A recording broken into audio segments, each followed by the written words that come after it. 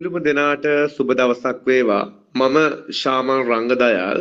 මම දැනට ජයල පමුණුගම ගොන්සාල්වෙස් මහවිදුහලේ සහකාර විදුහල්පති හැටියට වැඩ කරනවා. ඒ වගේමයි වසර ගණනාවක් ශිෂ්‍යත්ව ගණිත ගුරුවරයෙක් විදිහට සේවය කරනවා. ඉතින් මම ගණිත ගැටළු සම්බන්ධව ප්‍රාමාණික දැනුමක් ඇති කෙනෙක්. මොකද වසර ගණනාවක් දරුවන්ට ඉගැන්වීම් කටයුතු සිදු කරන නිසා ඒ වගේමයි ගණිත ගැටළු නිර්මාණය කරන නිසා. ඉතින් ඒක නිසා මට ගණිත ගැටළු සම්බන්ධව හොඳ අවබෝධයක් තියෙනවා. ඉතින් මම බොහෝ පේපර් කට්ටල් අධ්‍යයනය කරලා තියෙනවා, පරිශීලනය කරලා තියෙනවා, දරුවන්ට කරවලා තියෙනවා. නමුත් මට සුවිශේෂී ප්‍රශ්න පත්‍ර කට්ටලයක් ලැබුණා. ඒ ප්‍රශ්න පත්‍ර කට්ටලය නිර්මාණය කරලා තියෙන්නේ අමල් එස් ජයසුන්දර, මා පෞද්ගලිකව හඳුනන ගුරුතුමෙක්, ඉතාමත්ම හොඳ කල්යාණ මිත්‍රයෙක්. එතුමා නිර්මාණය කරපු පේපර් කට්ලේ මට ලැබුණා. මම මේ පේපර් කට්ලේ පරිශීලනය කරා. මගේ ඉස්කෝලේ දරුවන්ටත් මම ඒක කරවනවා. ඉතින් මට තේරුණා මේ පේපර් කට්ටලය මෙතෙක් මට හම්බුණු පේපර් කට්ටල් වලින් සුවිශේෂී පේපර් කට්ටලයක්. ඒකට හේතුව තමයි දරුවෙක්ට හිතන්න පුළුවන් හොඳ ගැටලු ටිකක් ඒකේ තියෙනවා.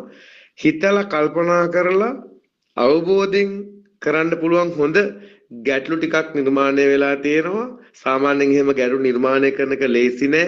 බොහෝ අත්දැකීම් තියෙන හොඳ බුද්ධියක් තියෙන ගුරුවරයෙක්ට විතරයි ගැටලු නිර්මාණය කරන්න පුළුවන්. ගැටලු විසඳන්න පුළුවන් ඕන කෙනෙකුට. නමුත් ගැටලු නිර්මාණය කිරීම ඒක ලේසි පහසු කාර්යයක් නෙමෙයි. ඒකට සුවිශේෂී හැකියාවක් තියෙන්න ඕන. ඉතින් මම දකිනවා අමල්ලස් ජයසුන්දර මහතා ඒකට උපන් හපනෙක්. එතුමා කැලණි විශ්වවිද්‍යාලයේ කල්පනා කරන උපාධියක් තියෙන කෙනෙක්. ඉතින් ඒ හැකියාව එතුමාට තියෙන එක නිසා වෙන්න ඇති. ඒක නිසා මම ඉල්ලීමක් කරනවා විශේෂයෙන්ම අගෝස්තු 10 ශිෂ්‍යත්ව විභාග කරන දරුවන්ට මේ පේපර් කට්ලේ හැකිනම් අනිවාර්යෙන් කරවන්න.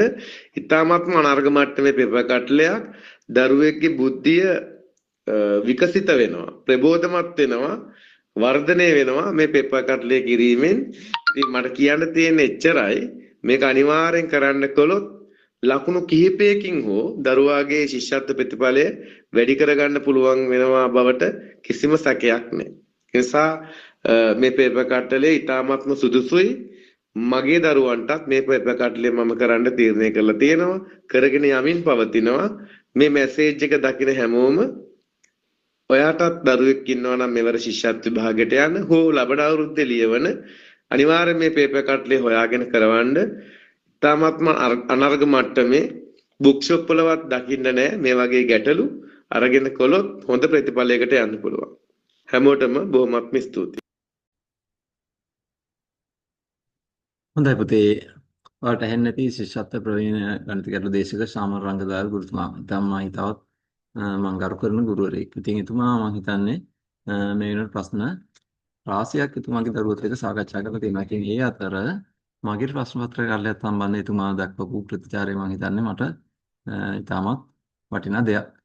ඉතින් ඒ අදහස් දැක්වීමෙන් ඔයාලා හිතන්න පුරුදු වෙන්න මේ ප්‍රශ්නවල තියෙන වැදගත්කම.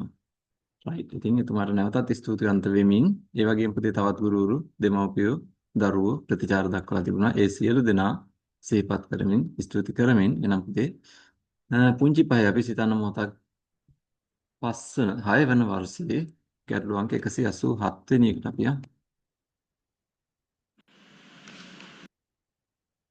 මේකේ කියනවා පුතේ පොත් රාක්කයක ගණිතයේ පොත් 72ක් හෝ ශබ්දකෝෂ පොත් 24ක් ඇසිරීමට හැකිය.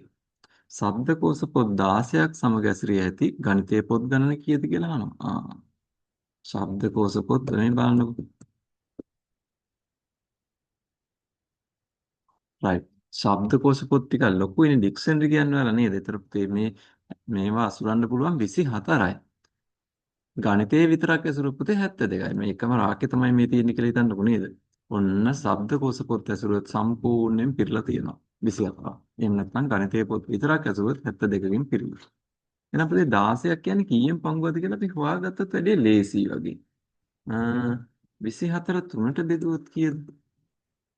මේ බලන්න. 24 3ට බෙදුවොත් පුතේ 8යි.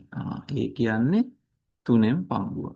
එහෙනම් පුතේ 16ක් කියන්නේ 2යි නේ. එහෙනම් 3න් පංගු 2යි. ඒ කියන්නේ 3න් 2.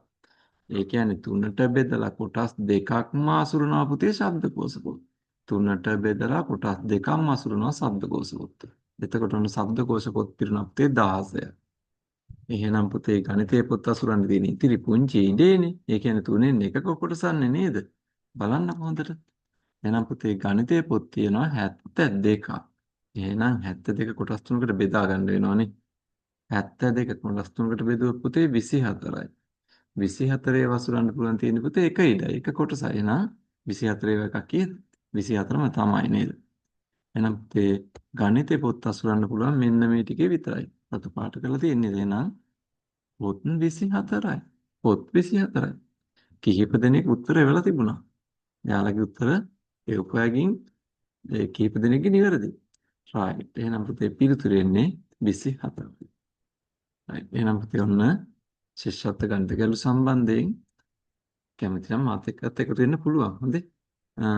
බදා දැන් පන්ති ගොඩක් අය කරගෙන යනවා සම්බන්ධ වෙලා කරගෙන යනවා බ්‍රාස් දන්න අය දන්නවා නේද මෙයාගේ ගැටලු සාකච්ඡා කරන පන්තියට අපි බදාදා සහ බ්‍රහස්පතින්දා සාකච්ඡා කරනවා කැමති නම් සම්බන්ධ වෙන්න පුළුවන්.